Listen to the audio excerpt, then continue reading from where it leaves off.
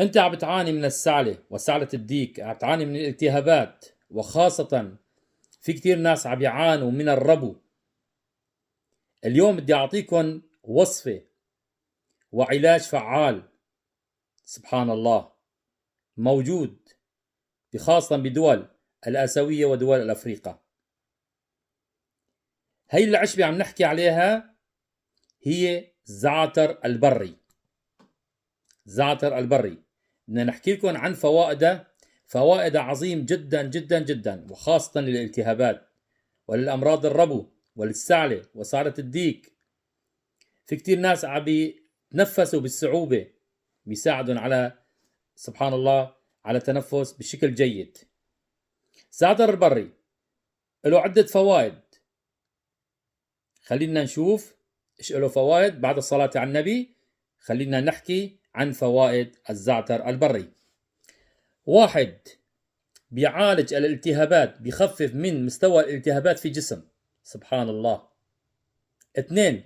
تعزيز صحة الجهاز الهضمي. 3.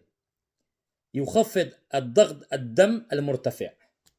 في كتير ناس عندهم ضغط الدم المرتفع، بيعالج هذا الأمر. 4.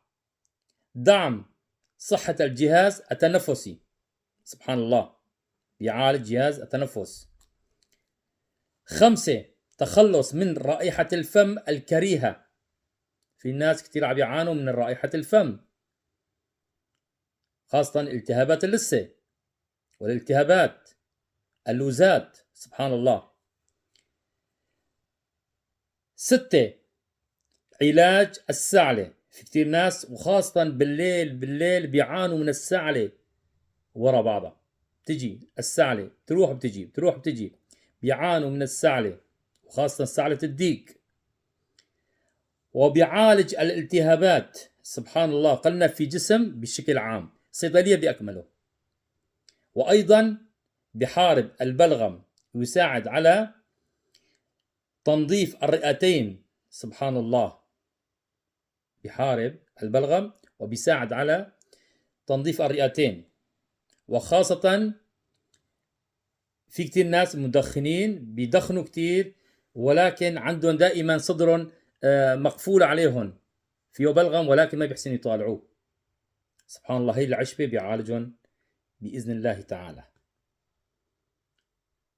أخواتي، طبعا هي الوصفة اللي حكينا عنه، جربوها، اشربوها، شوف النتيجة من الله سبحانه وتعالى. كل يوم كاسة، يعني كاسة شاي كبير، اشربوها طبعا بعد الأكل وشوف النتيجة. اللي مو مشترك بقناتنا يشترك، يكبس تفعيل الجرس، وأيضا الدعم القناة